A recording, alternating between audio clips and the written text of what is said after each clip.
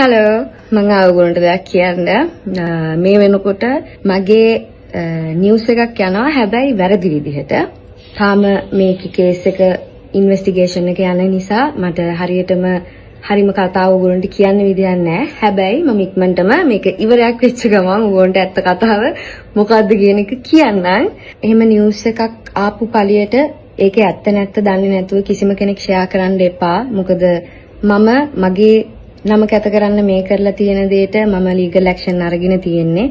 මේ මාලය මම කාගෙන්වත් ඉල්ලගත් එකක්වත් කාගෙන්වත් හොරකම් කරපු එකක්වත් මම ආසාවට දාන් ඉන්න කියලා ඉල්ලගත් එකක්වත් නෙවෙයි. පුද්ගලයා තමයි බානුක රාජපක්ෂ. බානුක රාජපක්ෂ යාගේ අත් දෙකෙන්ම මගේ බෙල්ලට දාපු මාලයක්. මං ගැන කන්සර්න් වෙලා මට කෝල් කරපු අයට මට මැසේජ් කරපු අයට ගොඩාක් ස්තුතියි ඔයගොල්ලෝ හැමෝටම. සහ මේ නිවුස් එක ෂෙයා කරන්න කලින් මට කතා කරලා මේක ඇත්තද කියලා අහපු කට්ටියට ගොඩාක් පිං ගොඩාක් ස්තුතියි. මට ටික දවසක් දෙන්න. මම මේ නඩුව ඉවර වෙච්ච ගමන් ඔයගොල්ලන්ට මාධ්‍ය ප්‍රකාශනයක් කරන්නම්. මෙතන ඇත්තටම සිද්ධ වුණේ මොකද්ද කියන එක.